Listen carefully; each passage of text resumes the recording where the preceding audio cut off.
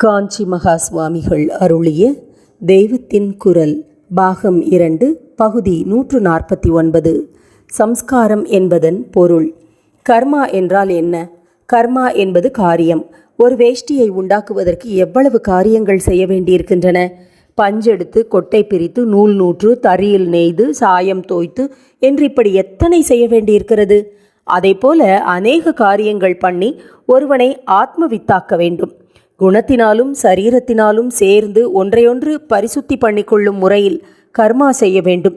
இப்படிப்பட்ட கர்மாவுக்கே சம்ஸ்காரம் என்று பெயர். ஒரு பதார்த்தத்துக்கு உள்ள தோஷத்தை போக்குவது எதுவோ, குணத்தை புகட்டுவது எதுவோ அதுதான் சம்ஸ்காரம். உதாரணமாக, கேச சம்ஸ்காரம் என்பது ஷவரம் செய்து கொள்வது, அழுக்கு, பேன் முதலியவைகளை எடுப்பது, தைலம் தேய்ப்பது முதலியவை. ஜீவாத்மாவுக்கு தோஷங்கள் இருக்கின்றன. தோஷத்தை நிவர்த்தி பண்ணி குணத்தை நிரப்ப வேண்டும். சீப்பினால் வாரி தைலம் தேய்ப்பது போன்றது சம்ஸ்காரம். வயலில் சில சம்ஸ்காரங்கள் செய்யப்படுகின்றன. முதலில் காயப்போட வேண்டும், பின்பு உழ வேண்டும், ஜலம் விட்டு பரம்படிக்க வேண்டும், பிறகு விதைக்க வேண்டும், நாற்று பிடுங்க வேண்டும், களை பிடுங்க வேண்டும், ஜலம் பாய்ச்ச வேண்டும். அதிக ஜலம் இருந்தால் மடை திறந்துவிட வேண்டும். விளைந்த பின் அறுவடை செய்ய வேண்டும், களத்தில் அடிக்க வேண்டும், பதர் தூற்ற வேண்டும், நெல்லை கோட்டை கட்ட வேண்டும், பின்பு அந்த நெல் பழக வேண்டும், அப்புறம்தான் அதை உபயோகிக்க வேண்டும். இவ்வளவு காரியங்கள் இருக்கின்றன. பஞ்சு நூலாகி வேஷ்டியாக வேண்டுமென்றால் பல காரியங்கள் செய்ய வேண்டியிருக்கிறது. பஞ்சு யந்திரசாலையில் எவ்வளவு காரியங்கள் செய்யப்படுகின்றன. நூல் சிக்கலாகாமல் நெய்ய எத்தனை ஜாக்கிரதையுடன் எவ்வளவு செய்ய வேண்டியிருக்கிறது. நம்முடைய ஆத்மாவானது இந்திரிய சலனங்களால் சிக்கலாக இருக்கிறது. சிக்கலை எடுத்து எப்பொழுதும் ஆனந்தமாக இருக்க செய்ய வேண்டும். அப்படி செய்வதற்கு பல தடைகள் இருக்கின்றன. ஏதோ சில சமயங்களில் மட்டும் இப்போது ஆனந்தம் உண்டாகிறது. பலவிதமான துக்கம், வலி இருந்தும் இவ்வளவையும் மீறிக்கொண்டு கொஞ்சம் ஆனந்தம் உண்டாகிறதே.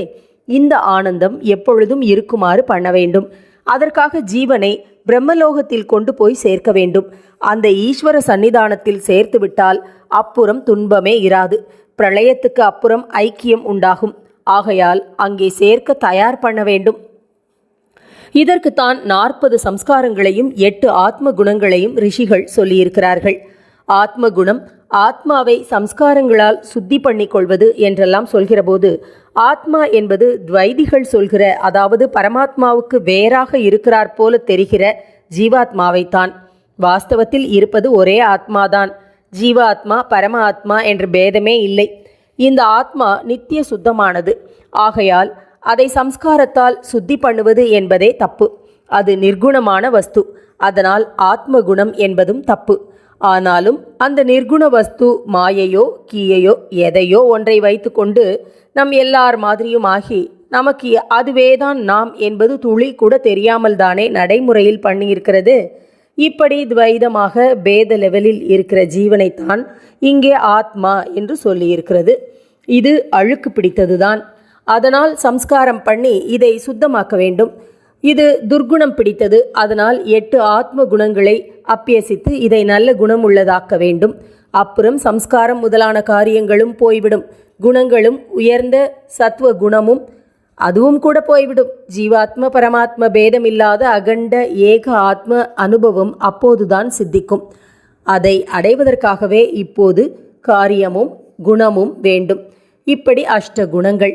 நமக்கு லட்சியமாக உள்ள புராண புருஷர்களின் உத்தம குணங்களை நேரே அப்படியே எடுத்துக்கொண்டு அனுசரிக்கலாம் என்றால் அதற்கு முடியாமல் ஆசாபாசங்கள், துவேஷங்கள், பயம், மனசின் மற்ற கிருத்திரிமங்கள் எல்லாம் இடைஞ்சல் செய்கின்றன.